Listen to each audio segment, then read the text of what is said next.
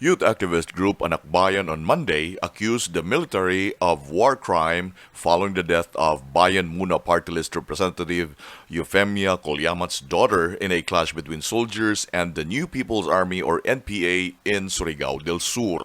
The younger Colyamat was slain in the firefight in Barangay San Isidro, Marihatag town on Saturday afternoon.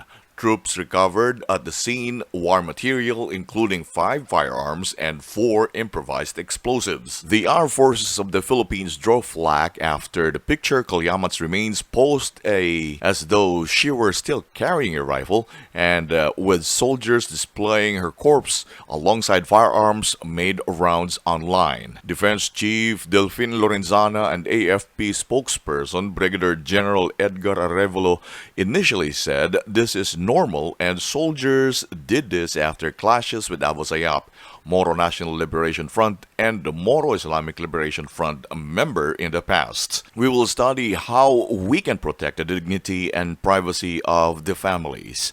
They have families also, and I have directed the AFP to look into how we can treat better those who died in encounters, Lorenzana said. We vehemently deny that the photo was taken for reporting and documentation purposes that is required after every encounter.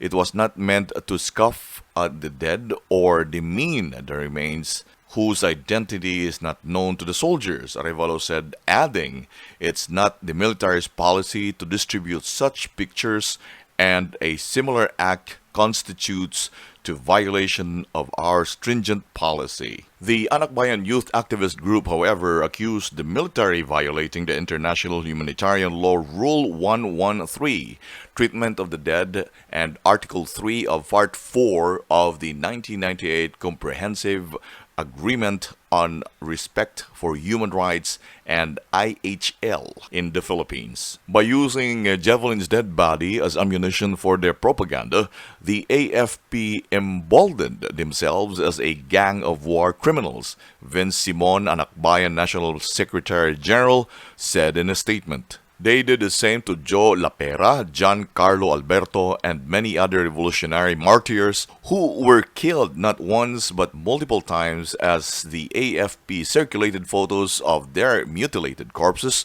he added. As the resumption of the Senate's hearing on red tagging or accusing personalities of being part of the communist groups looms, the government will use Colyamat's death to legitimize attack against activists, adding insult to injury to Representative Colyamat's grieving family, Simon said. The Commission on Human Rights, or CHR, earlier Monday said they could not make sense of the military's decision to pause with the dead body of Colyamat. It is a cause of concern when representatives of the government treats the death of another Filipino as victory. In instances when armed atrocities are inevitable, we trust that all involved parties adhere to international humanitarian law, or IHL, in limiting the effects of armed conflict, or CHR spokesperson Jacqueline Ann de Guia said in a statement.